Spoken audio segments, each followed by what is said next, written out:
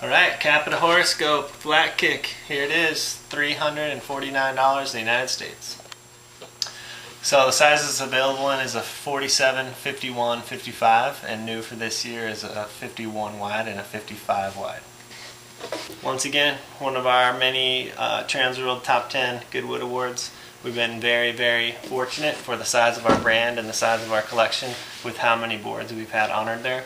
So this will be 2010 new Good Wood for men's freestyle boards under $400. So the Horrorscope FK was our fastest growing series that we have right now. Last year we debuted it as a shop kid board, basically super pro form board, and we had a limited amount of boards that we sold as a late release and sold out of our entire global allotment in 7 days. So there's a ton of hype on that late release, and we're still getting requests for it. So for this next year, we decided to add a couple of wide sizes, retooled all the boards, changed the core, and threw it into the line. First of all, I just have to say that, camber is a great thing, and there are many reasons for cambered snowboards. That's why we still offer it throughout our line. But there are also certain types of snowboarding where you don't benefit from loading camber, where you don't need that acceleration or that pop or that pressure. So let's take, for example, beginner snowboarders. A board with reverse camber where the contact points are elevated, the board is much easier to turn and it's already on the side cut arc.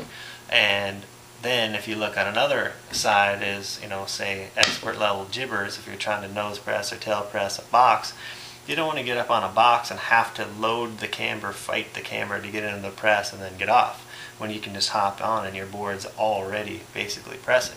So that's one of the reasons why reverse camber is such a hot trend right now, is because it works for this range of riders from, entry-level beginner snowboarder that just wants to turn easier, all the way to like the gnarliest rail rider in the world that's doing presses down crazy kinks and boxes and all that.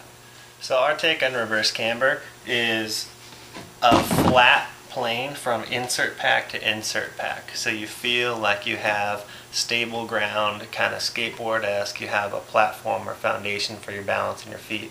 And then the goal is just to not have to load the camber. The goal isn't to have like some crazy Wu-Tang reverse camber. That doesn't matter. You just don't need to fight the camber.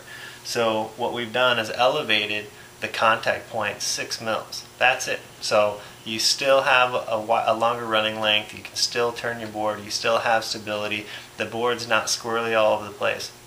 But when you go to press or you go to turn the board over and ride, you have that pre-curve there for you.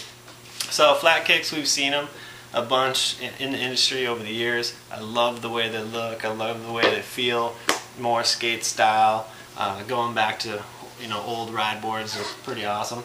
But one thing we found in the past is that with a traditional camber board, if the arc comes down like this with the really quick flat kick radius, it makes the boards really hooky and really edgy with those old boards, and that's why the technology or the design theory didn't really stick around.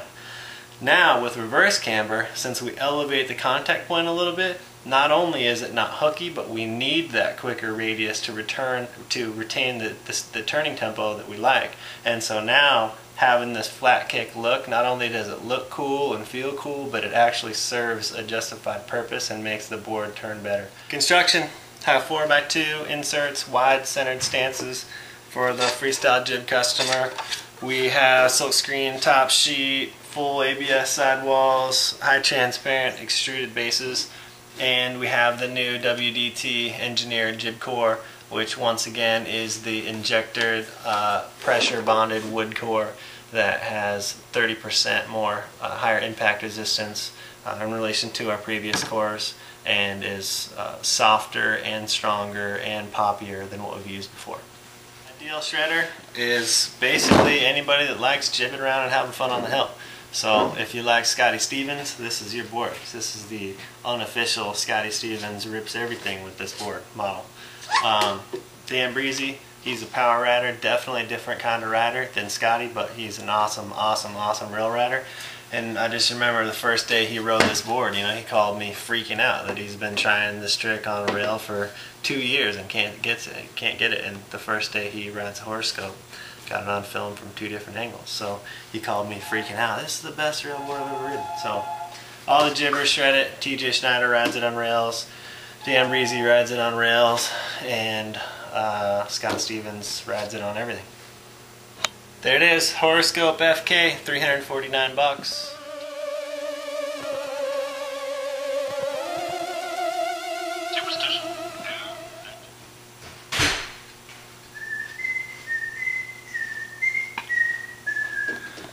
Quiet on the set.